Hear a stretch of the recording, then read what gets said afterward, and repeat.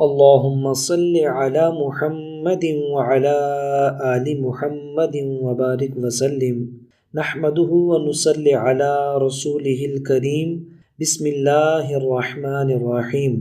سامعین محترم، ہم آپ کو اپنے چینل پر خوش آمدید کہتے ہیں۔ آپ دیکھ رہے ہیں یوپیڈیا چینل۔ الحمدللہ ہمارا چینل وظائف کی دنیا میں ایک جانا پہچانا چینل ہے۔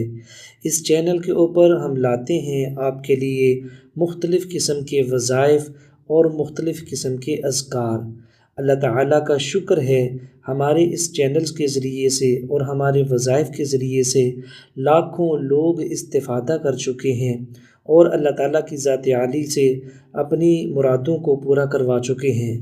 ہمیں بہت خوشی محسوس ہوتی ہے اس وقت کہ جس وقت کمنٹس کے ذریعے سے اور واٹس ایپ کے ذریعے سے، اسی طرح ای میل کے ذریعے سے ہمیں بتایا جاتا ہے کہ آپ کے بتائے گئے عمل کے مطابق ہم نے وظیفہ کیا، اللہ تعالیٰ نے ہمارا کام آسان کر دیا۔ پیارے دوستو، اللہ رب العزت کی ذات بہت ہی بڑی ذات ہے۔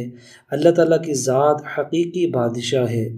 انسان بہت ہی چھوٹا ہے اور بہت ہی کمزور ہے، اور انسان دنیا میں کوئی بھی کام کرتا ہے تو اس کو اس کے انجام کا پتہ نہیں ہوتا کہ وہ کام اس کے لیے سود مند ہوگا یا اس کے لیے نقصان دہ ہوگا۔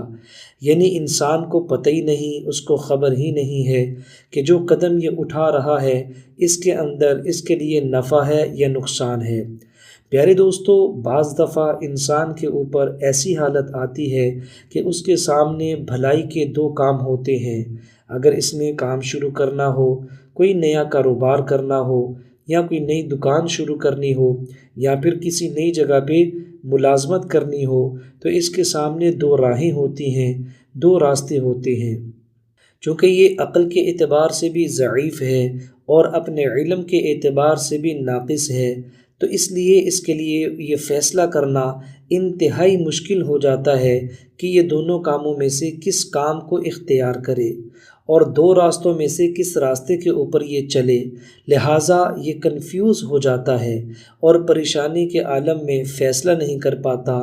اسی طرح بہت سارے احباب ہم سے وہ یہ پوچھتے ہیں رشتے کے حوالے سے کہ بیٹے کا رشتہ کرنا ہو یا پھر بیٹی کا رشتہ کرنا ہو، یا پھر خود مختار ہوں کہ خود وہ شادی کروانا چاہ رہے ہیں ایک لڑکا یا لڑکی، لیکن ان کو سمجھ یہ نہیں آ رہی کہ یہ رشتہ ان کے حق میں بہتر ہے کہ نہیں، اور وہ فیصلہ نہیں کر پاتے کہ اس متعلقہ جگہ پہ ان کو شادی کرنی چاہیے یا نہیں کرنی چاہیے۔ تو دوستو، آج جو عمل، جو وظیفہ میں نے آپ لوگوں کو بتانا ہے، یہ بڑا ہی خاص وظیفہ ہے اور بڑا بہترین قسم کا یہ عمل ہے۔ آج میں نے آپ کو عمل استخارہ بتانا ہے۔ پیارے دوستو، استخارہ اصل میں اللہ رب العزت کی ذات کے ساتھ مشورہ ہے۔ انسان کے سامنے جب بھی دو کام ہوں اور دونوں ہی بھلائی کے ہوں اور دونوں کے بارے میں انسان کنفیوز ہو، تو پھر اس کا طریقہ یہ ہے کہ اللہ کی ذات کے ساتھ مشورہ کیا جائے۔ اللہ رب العزت کی ذات عالی انسان کو خواب کے اندر اشارہ کر کے بتا دیتی ہے کہ دونوں میں سے کون سا کام اس کے لیے زیادہ بہتر ہے۔ دوستو، یاد رکھیے گا، اللہ رب العزت کے ساتھ مشورہ کرنا اور استخارہ کرنا یہ رسول پاک صلی اللہ علیہ وسلم اپنے صحابہ کو بھی سکھایا کرتے تھے۔ اور یاد رکھیے گا، استخارہ صرف جائز کاموں میں ہو سکتا ہے۔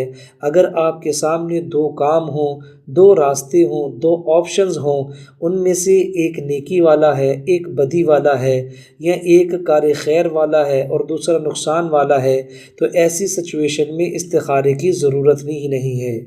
لا محالہ طور پہ اور ضروری طور پہ آپ کو اسی کام کو چوز کرنا پڑے گا جو نیکی والا ہے، بھلائی والا ہے، کارآمد ہے اور بہتر ہے۔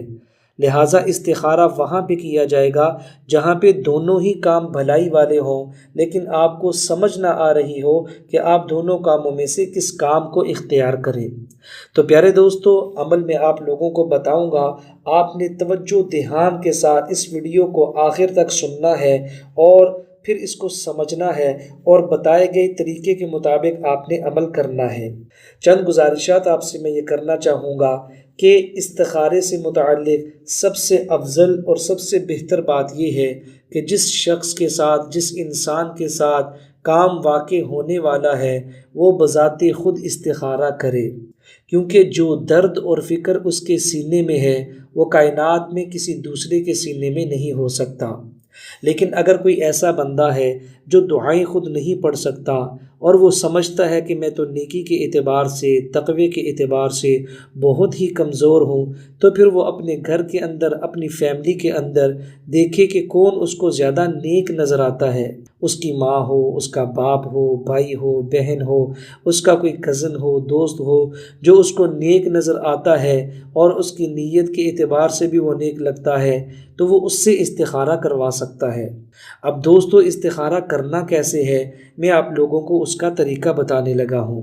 سب سے پہلے آپ نے ایک کاغذ کا ٹکڑا لینا ہے اور اس کے اوپر لکھنا ہے الرحیم۔ اللہ تعالیٰ کا صفاتی نام ہے، بڑا ہی طاقتور نام ہے، اور اپنے اندر بہت زیادہ رحمت کو اور ہمدردی کو سمیٹے ہوئے ہے۔ آپ نے کاغذ کے اوپر الرحیم لفظ لکھ کے اس کو اپنے تکیے کے نیچے رکھ لینا ہے، اور پھر جب آپ نے لیٹنا ہے تو اپنے دائیں ہاتھ کی ہتھیلی کو اپنے دائیں رخسار کے نیچے رکھ کے خانہ کعبہ کی طرف منہ کر کے لیٹ جانا ہے۔ پیارے دوستو، آپ نے لیٹ کر آنکھیں بند کر لینے کے بعد یہ دعا پڑھنی ہے۔ میں کلمات پڑھنے لگا ہوں، اسکرین کے اوپر آپ کو نظر آ رہے ہوں گے۔ آپ تھوڑی دیر کے لیے اسکرین کو روکیے اور ان کلمات کو کسی کاغذ پر لکھ لیجئے۔ وہ کلمات یہ ہیں: اللہم ارنی ببرکت ھذا الاسم فی المنام ما ارید۔ پیارے دوستو، اس کے ترجمے سے ہی آپ کو سمجھ آ جائے گی کہ آپ نے اللہ سے مانگا کیا ہے۔ اس کا ترجمہ یہ ہے کہ اے اللہ، مجھ کو خواب میں دکھلا دے میرے ارادے کے انجام کو، اور پھر اسی جگہ سر رکھ کر سو جائے۔ اللہ تعالیٰ کام کے انجام کو خواب میں دکھلا دے گا، اور کچھ نظر نہ آئے تو ذرا دیر میں مراد پوری ہوگی۔ یعنی دوستو، اگر اللہ رب العزت کی ذات اس کو خواب میں دکھانا چاہیں تو یہ 1 دن میں بھی نظر آ سکتا ہے، 2 دن میں بھی نظر آ سکتا ہے، 1 ہفتہ بھی لگ سکتا ہے، تھوڑی تاخیر بھی ہو سکتی ہے۔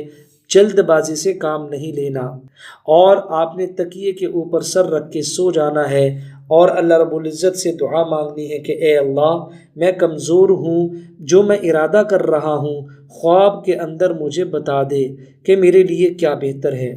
دوستو، یہ بڑا ہی زبردست قسم کا عمل ہے۔ آپ انشاءاللہ تعالیٰ اس سے بہت زیادہ فائدہ حاصل کریں گے۔ آپ نے جب یہ عمل کرنا ہے، ایک بات کا خیال رکھیے گا کہ پاک صاف ہو کر پھر آپ نے یہ عمل کرنا ہے۔ سب سے بہتر یہ ہے کہ آپ غسل فرما لیں، غسل کے بعد آپ ہلکی پھلکی خوشبو لگا کے پھر آپ یہ عمل کریں اور سو جائیں۔